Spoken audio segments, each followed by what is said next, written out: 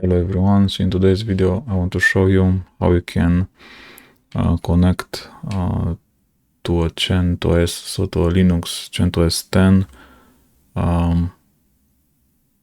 from via RDP with the help of this nice tool MobaXterm. So I'm connected here through SSH, so I have CentOS 10. Let's release. So CentOS 10, and I want to enable RDP connections. It can be done through command line, and it also can be done through the GUI interface. In this article, you have all the details about doing it via the command line. It's not too complicated, but I will do it today. I will do it through the GUI because it's faster. So I first need to connect somehow to see the graphical interface. So I'm using the console from the hypervisor. So I'm just connecting, and I'm going here after the user is connected. I'm just going for the settings, and under remote desktop I click on the remote login. Unlock, it needs the password, and just enable remote login. So this is one thing that you need to do. I can already log out. Okay, log out. And the second thing, you need to enable the firewall. The firewall for this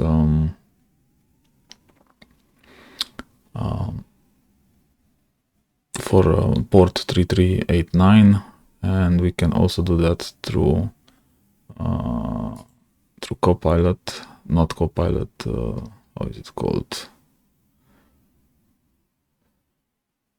Cockpit.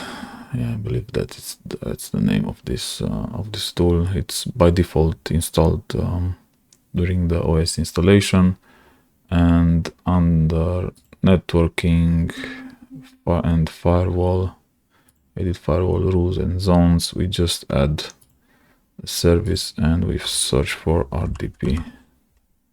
Yeah, that's the one. Add service. Okay, and I can go back, and now if we go to the MobaXterm, one important thing here is when you create an RDP session, use the IP or the DNS name, the user that you want to connect with, and its password.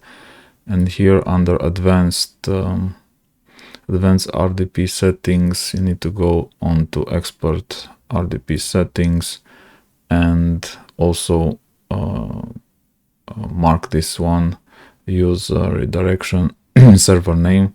Everything else is default. Okay, let's go okay, and let's try an RDP.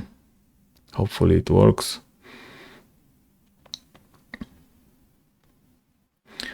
If not, I will try. Okay, it doesn't work. I don't know if we need, let me see, sudo firewall cmd reload. Okay, sudo firewall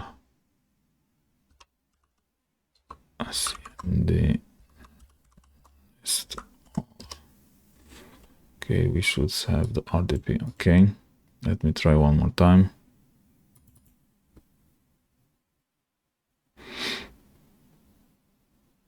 Still doesn't work. Interesting.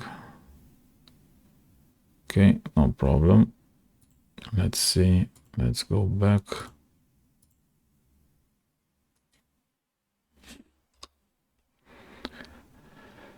Maybe I forgot to do something. Let me check. So settings. Let's make the screen bigger. Remote desktop, remote login. So it's enabled. I didn't want to use username and password here. Okay, let me try to do a restart. Restart. Oh my god, so many. Restart.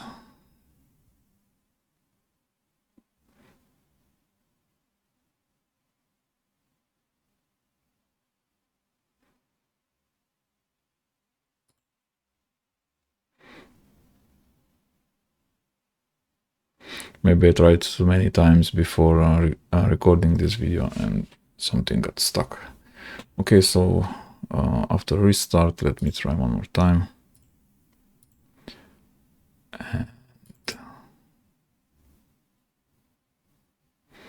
And again, nothing. It doesn't want to work. Okay, so then let me go back. Okay, quit.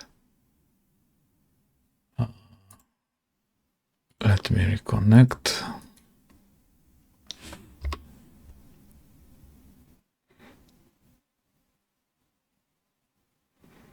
So I was hoping it will work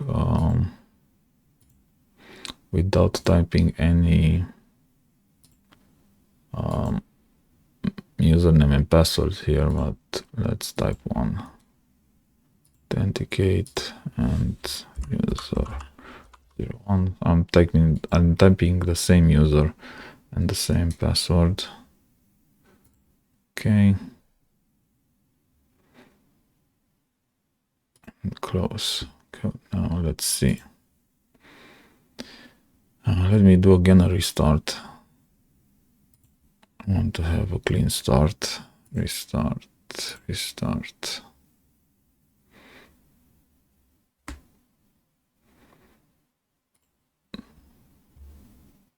Just waiting for system to boot up.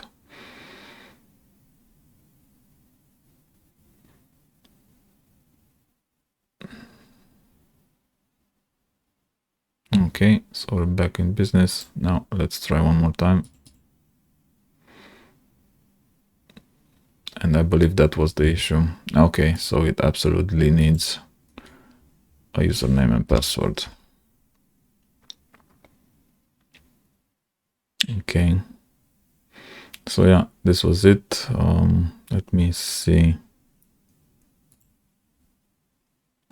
Files.